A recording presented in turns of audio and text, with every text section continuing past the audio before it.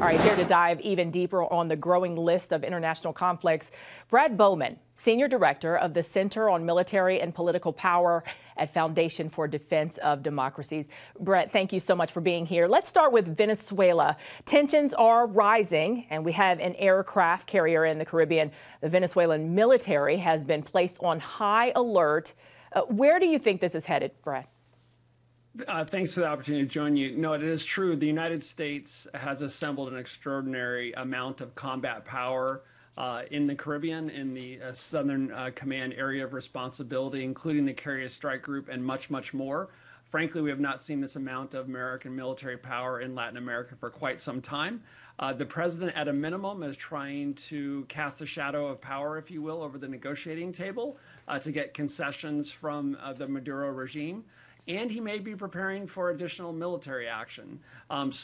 This is, there is some indication that he might be willing to resolve some of this diplomatically. That military force there will reinforce the president's hand, but it remains to be seen whether they will conduct strikes inside Venezuela, which would be both legally and politically a much more serious step than what we've already seen with the interdiction of these drug boats.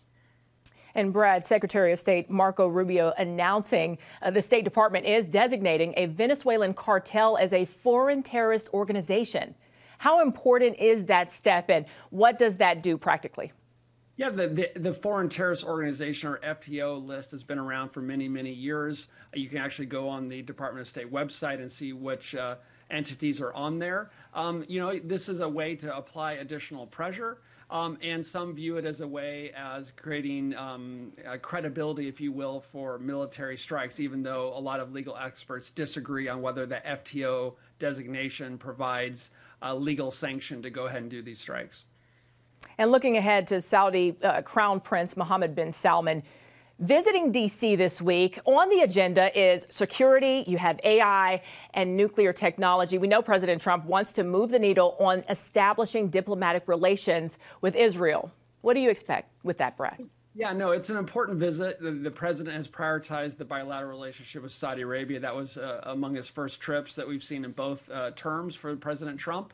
The Crown Prince is coming. He's interested in American weapons. He's particularly interested in the F-35 fighter. But, my view is that we should not provide America's most advanced aircraft, a fighter jet, to a country that refuses to recognize our best and most reliable ally in the Middle East, and that is Israel. So I think the president has leverage here, and he should use it to try to get Saudi Arabia to normalize relations with Israel.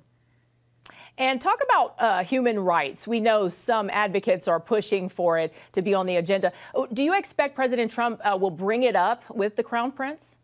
I would be surprised. That's not something that President Trump normally emphasizes. There are concerns related to Saudi Arabia. We had the murder of Khashoggi several years back, and that's one of the reasons why there was tension between the Biden administration and the Crown Prince.